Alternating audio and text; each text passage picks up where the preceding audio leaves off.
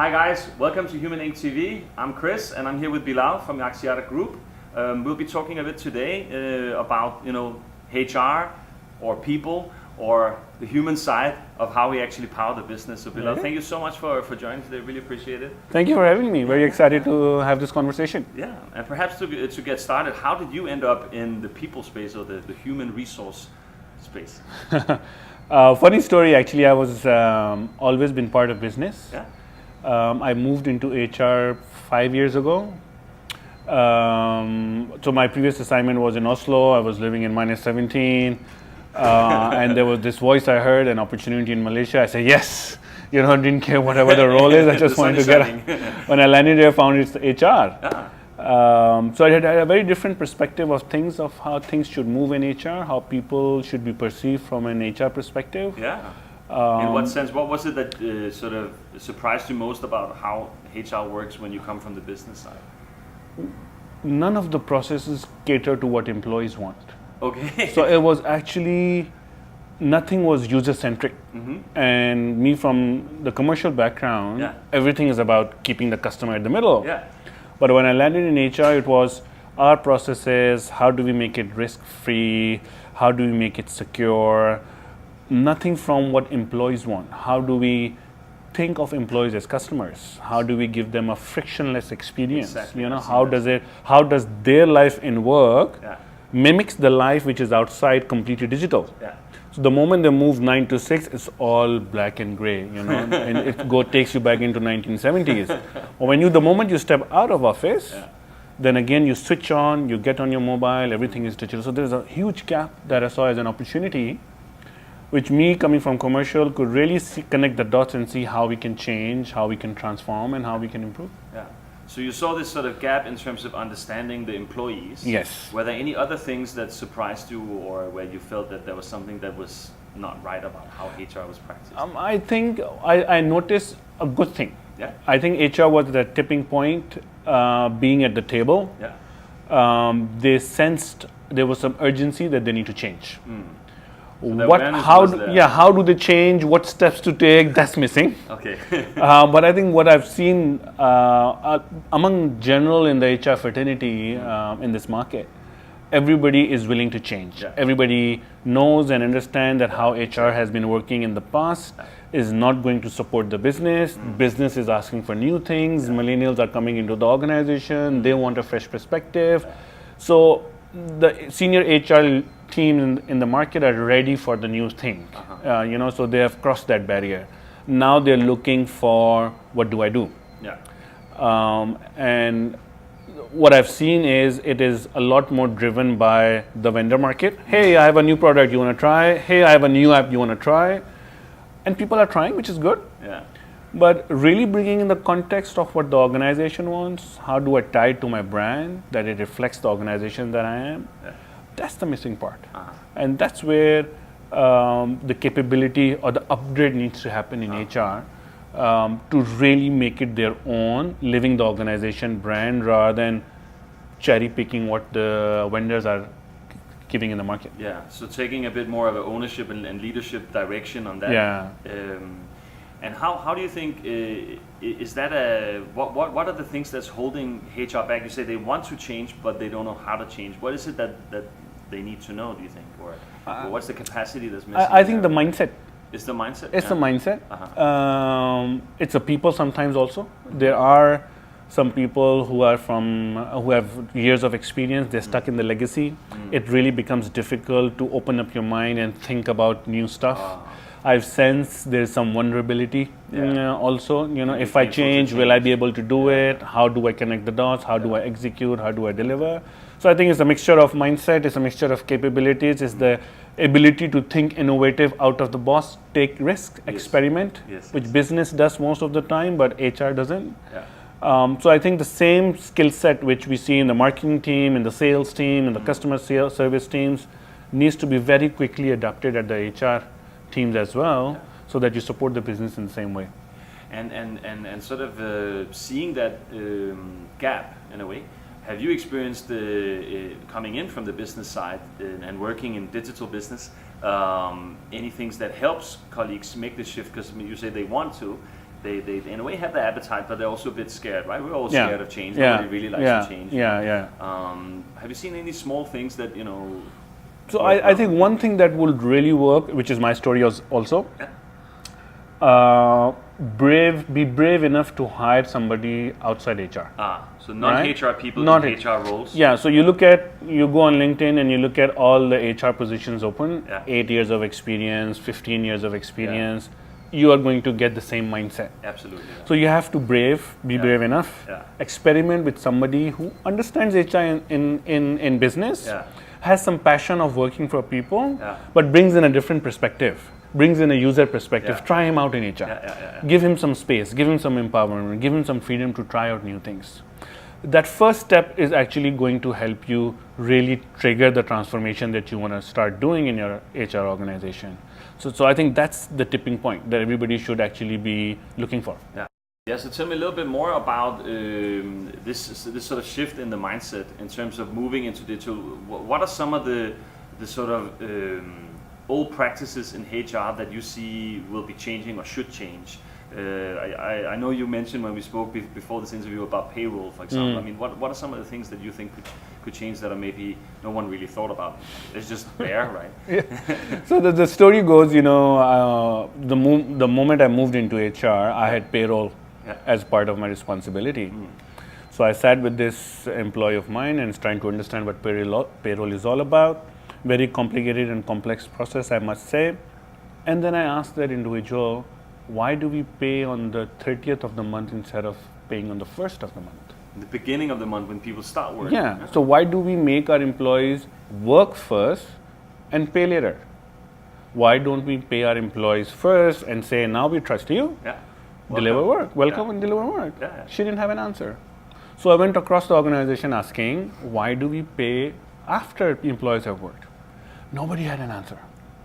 And I started looking myself, okay, I'm going to research. And I found out, if you go back 1920s and 1930s when the industrial era started, you wanted labor workers to work in your factory, right? So you would go on the street and you would say, hey, I need 50 guys, and people will start raising their hand, and you pick people up without any reference check, without any interview, without any education. Just in from the street. Just from the street. And the risks there was, if you pay them first, they might run away half the day. Again, So, okay, you work first, and then you get paid at the end of the day. It made sense in those days, that logic. Yeah. Fast forward to today? Fast forward 21st century, still the same thing. Even though we have reference checks, we have personality tests, we have interviews, you know, God knows so many assessments that happens before we hire individual to make sure it's a cultural fit, it's a functional fit, it's a future potential.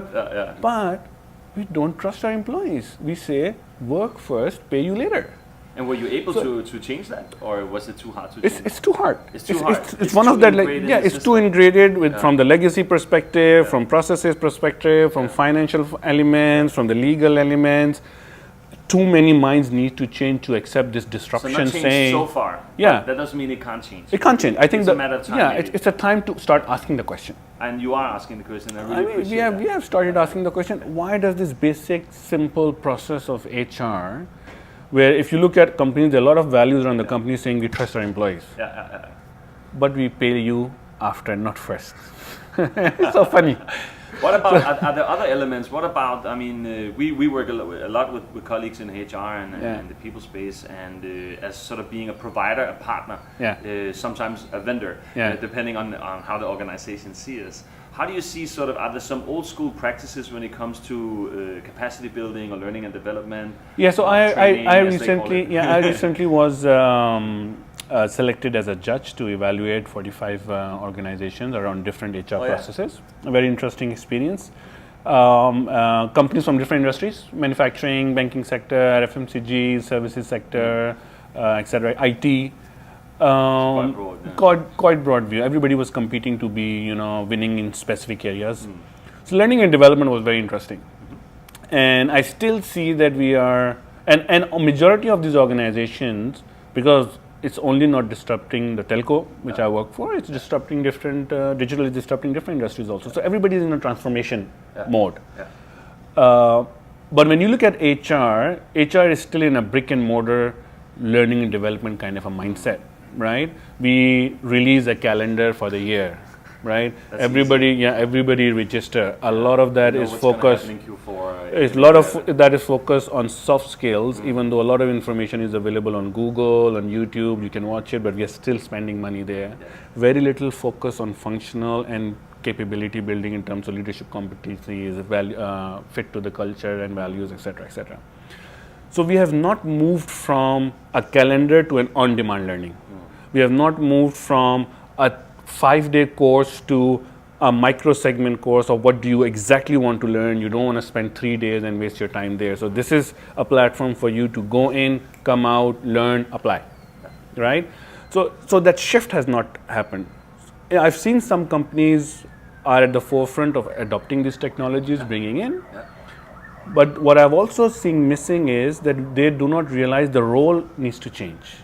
So instead of an typical learning and development team, you need to understand how do I manage communities within my organization. There's a community which wants to learn project management.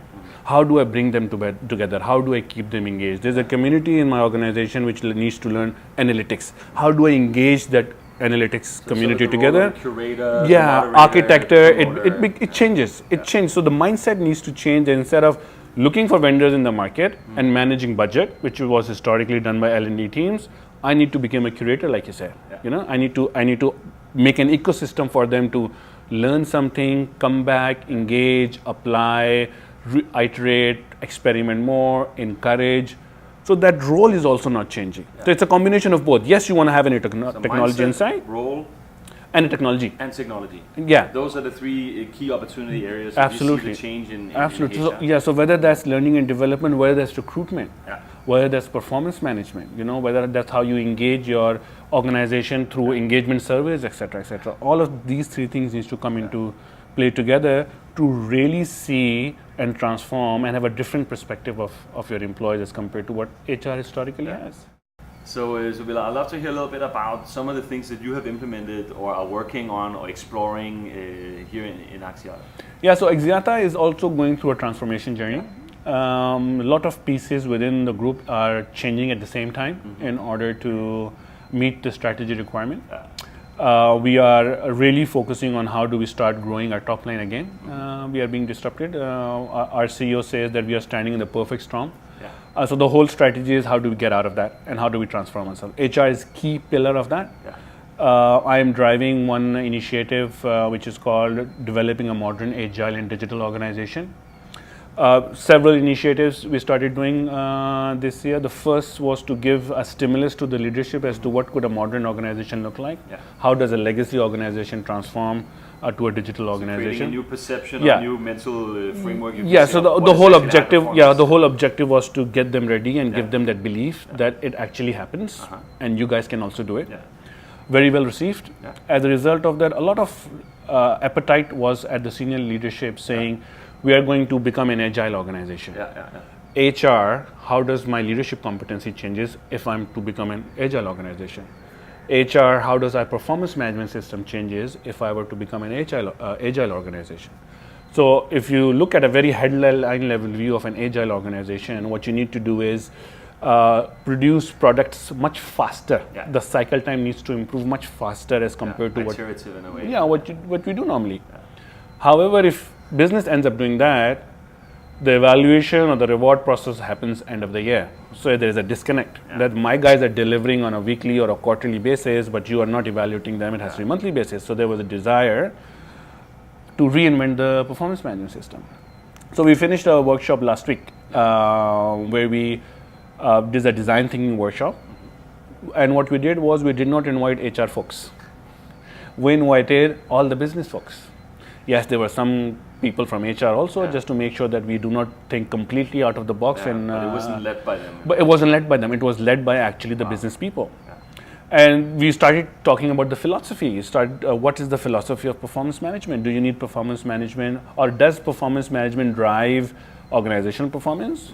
Is it used for people development, or is it used for consequences management? What is the most important thing that we need to look? And what did you find? So very interesting. This is the business folks, not the HR. HR was part of it, but they were in a listening mode and trying to shoulder the responsibility.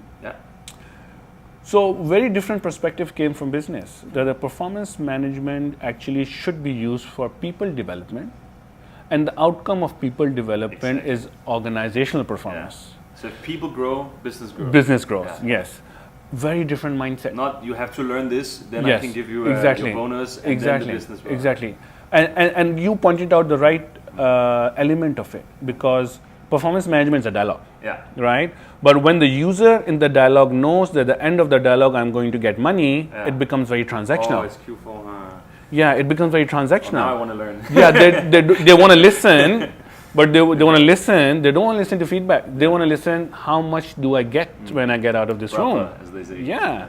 So the whole idea is that we want to start using performance management system to develop people.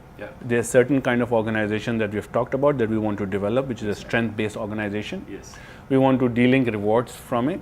We want to have a very quick iterative feedback through that process. So at the end of the workshop, what we came out with was a very minimal viable product, which actually shakes the philosophy of performance management for our organization. And in the subsequent weeks, we are trying to solidify it and take to the management, touch the key elements around it to see how can we start developing a new performance management and experiment. I love hearing that because I'm hearing you using words like design thinking, agile, minimum viable products. These are everything we do in humans. Could you share a little bit more about what do you think is the potential of design thinking and agile and MVP and this way of working for HR? Because I mean, you're doing it here. Tremendous potential. In what sense? So I want to give you an example. So what we have decided in an organization, just like used to hire people before in the organization, they need to know Excel, project management, process improvement, 3-4 compulsory capabilities. I think in the digital time, especially when you're transforming, we have identified 4 skills which are extremely important. Understanding and usage of data. Understanding and importance of social media. Understanding design thinking and being agile. Wow. So how can HR use all these 4 into one problem to solve? And I can give you an example. Let's say we want to develop a work from home policy, right? So historically, HR folks will get together, they will start putting something together, maybe get in touch with finance, and 6 months they will take a work from home policy to the management for approval. Roll it out. Yeah. If you bring our 4 skills and we start applying to solve this problem, how do we develop a work from home policy? First, we start looking at data. How many people are there who's going to avail this or who will benefit this, right? That's data specific. Design thinking. We make the process by calling employees inside the room and say, guys, what do you want to do? What's going on the ground? If we were to give you this policy, why do you want it? What would you like about it? What would you hate about it? How should the process start? Do you need approval? Do you not need approval? So you really make the whole policy keeping your customer in the center, which is the employee. Now you need to communicate to your employees, right? So historically, send an email. Now organizations have social media. So you use social media to reach to your customer, Facebook for work, etc., etc. And third, lastly, don't take 6 months. Be agile. Get it on the table in 3 weeks' time. So just these 4 skills on one simple example of HR can really change the perspective of how we apply things in HR and how user-centric we become. That's a beautiful example. And what do you think? What advice would you give some of the folks sitting, watching Human Inc TV here, who are maybe they don't have someone like you in their organization? They don't have someone from a business background in their HR team. What can they do to get started? What are some of the to-dos or maybe the don'ts? I think the first step is to open up, interact, go online, search and read. There's so much information available on the internet that not knowing is not an excuse anymore, right? So whatever I'm saying is not new. It is available on internet. I've read it, I've gotten inspired by it, I've brought it into a local context of my organization, I've experimented with it. That's all they need to do. So you have to self-educate yourself. Learning will never stop. One thing that is people say one thing that's going to remain constant is change. I think 2 things that are going to remain constant. One is change and one is learning. Exactly. You have to keep on learning whatever level you are. There's so much information. People are sharing great ideas. The big 4s are writing a lot about research. I cannot imagine that somebody in HR is not aware, not even aware, hyper aware. We need to be hyper aware of what's going on outside. As we call yes, it. make fast decisions, get fast execution, experiment, and it's okay to take a different stance. It's okay to bring in different people. Yeah. It's okay to stand up to the business and say, guys, this is not what you want.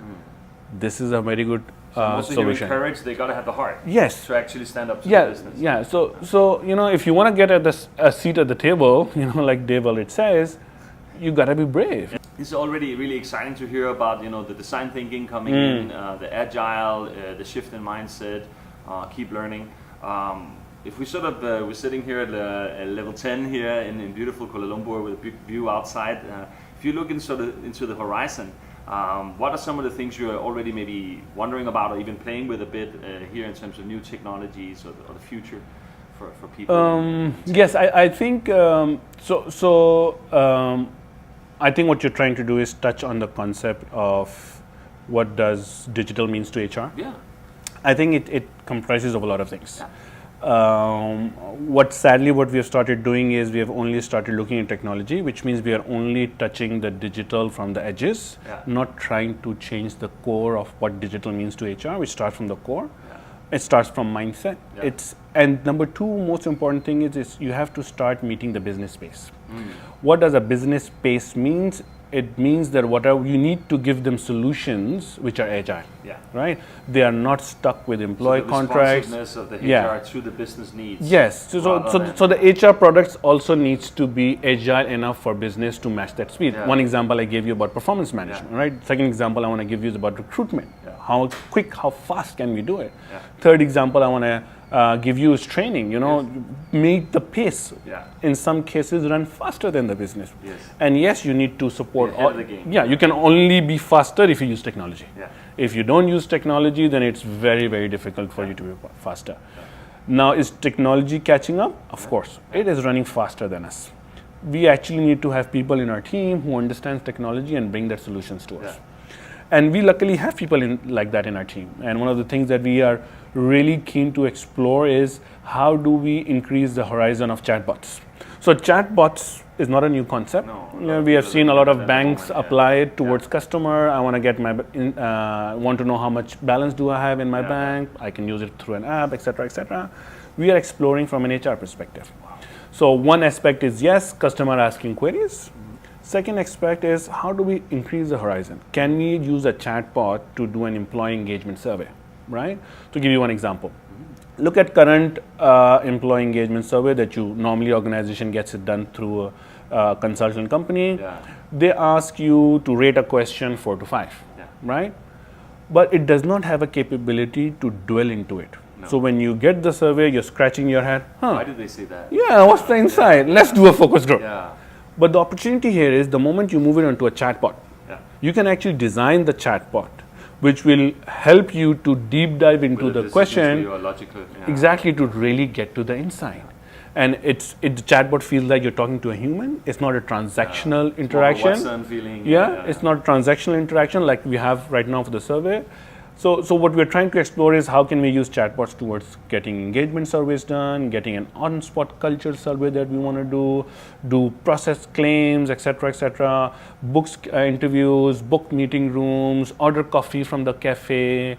So we are trying to see that how can we build this whole ecosystem where a chatbot can help me deliver a frictionless experience. So it's bot resources, not human resources. So it's actually right here. We have been looking. Future is here. People are talking about that bots are going to take over, robots are going to take over. It's here. It is actually here, and we are very soon going to be doing a lot of experiments to see how we can bring them into our ecosystem. We will be coming back to learn about those. So I want to give you an example. We are actually the last quarter we are planning a digital jam across Axiata Group. 12,000 employees are going to be engaged on one single day. So the whole idea is to give them a futuristic view of how future organization look like, because we are a legacy company trying to adopt new ways of learning and working. So we want to give them a future picture. So one day, all 12,000 employees together. The whole jam is run by a bot. how you get sign on, how you get an assignment, how you submit an assignment, how do you get badges, etc., etc. The whole activity is going to be run by a bot. I want to join. That's fantastic. That's really amazing. This is really, really interesting things. Yeah.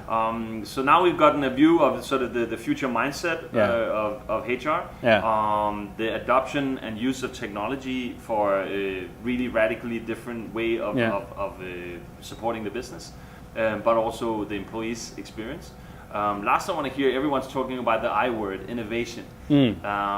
How do you see the role of HR for innovation? One thing is innovating HR, but has HR got any stake in innovation, or is HR more functional? What do you think? So in my view, HR has always been an ecosystem provider or a creator, right? So if you want to create an innovative organization, HR folks need to identify what are the key elements that need to be a part of either a culture, leadership competencies, trainings, rewards, all elements of HR which actually promote innovation.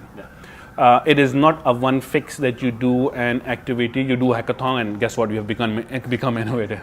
It does not happen like that. So the whole view is to take a strategic view of the ecosystem. How do I create an innovative organization? It starts right from the culture, from the leadership competencies, and it is reinsured by the performance management system. So if the performance management system does not capture your innovative behavior, you will only get what you measure, right? So innovation should be a KPI. Yeah, innovation should be a KPI. Innovation could be a KPI or should have. So in my head, if you want to change a culture, there are two bedrocks of it. Leadership competencies. Your leaders need to role model, and performance management, which reinforces the behavior that you want to have into the organization. So if you don't have these two things aligned for the innovative company that you want to become, behavior will not change. Exactly. People will not feel, they will not see the change happening, and as a result of that, the belief will go down. So it's extremely important that if you want to become an innovative organization, you start from these two basic bedrock of any organization. Only then you move towards becoming an innovative organization. So I'm hearing a roaring yes. HR has a huge role to play in driving this. Thank you so much for innovating and for sharing with us and our colleagues in the industry. Thank you very much. Yes. It was a pleasure. Yeah, we'll come and visit and check out the pod. Sure.